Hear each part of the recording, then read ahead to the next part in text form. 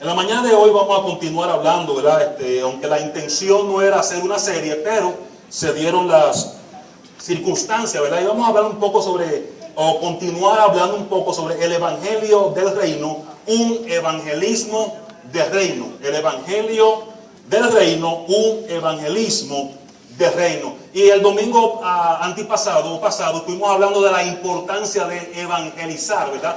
La importancia de que la iglesia evangelizara, pero no hablamos de que vamos a evangelizar cualquier cosa, ¿verdad que sí? Vamos a evangelizar el Evangelio del Reino, es la herramienta que vamos a utilizar para evangelizar, para llevar el Evangelio a esta nación en particular donde Dios nos ha colocado. Porque si estás en Florida, en Kissimmee, en el 2017, es porque hay un propósito, hay una razón de ser, ¿verdad? Y la principal razón de ser del creyente, donde está en este momento, es evangelizar, es llevar el Evangelio del Reino a todas las personas. ¿Por qué el Evangelio del Reino? Porque lo que Jesús predicó, de acuerdo a Mateo, de acuerdo a Marcos, era el Evangelio del Reino. Lo que Pablo predicó fue el Evangelio del Reino, el gobierno de Dios entrando en función para transformar a este mundo. Y la iglesia, aunque la iglesia no es el reino, la iglesia tiene una función importante dentro del reino de Dios como ese instrumento para llevar el evangelio. Por eso cuando Dios crea al ser humano, dice: fructificaos y multiplicaos. Aparte de tener muchos hijos, ¿verdad? La fructificación y la multiplicación ocurre cuando la iglesia siembra el evangelio del reino en la cultura y en nuestra sociedad. Así que vamos a continuar hablando un poco sobre ese asunto. El creyente debe de evangelizarse y predicarse el evangelio él todos los días. Sí, señor. El evangelio y el evangelismo no es solamente para el vecino.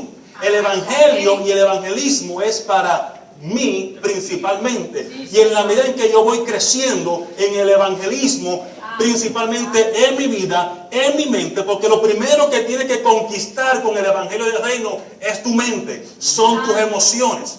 Eso es lo primero que tienes que conquistar. Eso es lo primero a lo cual tú debes de dominar con el evangelio del reino. A ti mismo, en la medida en que el evangelio del reino se convierte en una vida dentro de mí, en esa medida yo puedo entonces discipular, evangelizar, enseñar a otras personas. Porque tú no puedes dar, o yo no puedo dar algo que yo no tengo.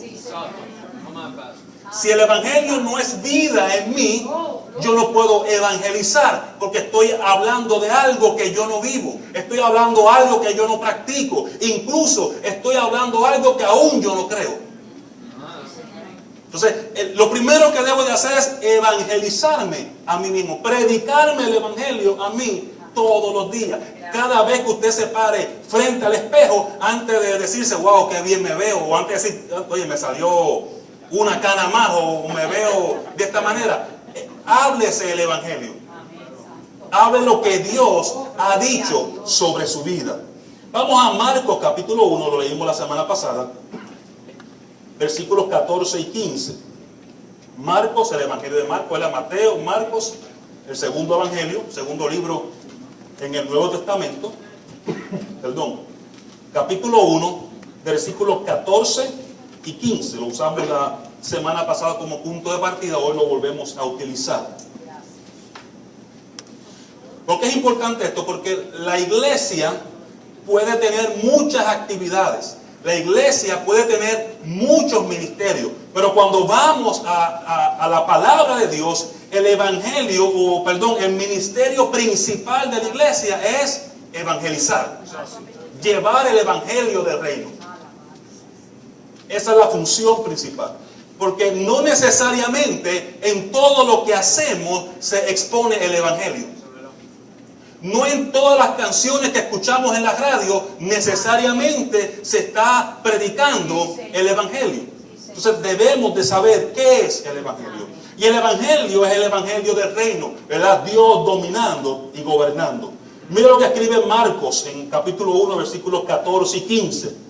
Después que Juan fue encarcelado, Jesús se fue a Galilea, predicando el evangelio ¿de qué? ¿El evangelio de qué? Versículo 15. Y diciendo, el tiempo se ha cumplido y el reino de Dios se ha acercado. Arrepiéntense y crean el evangelio. Me gusta la versión pechita que dice, el tiempo se ha cumplido y el reino ha llegado. Todavía hay personas esperando que el reino llegue. Y hacemos una paréntesis.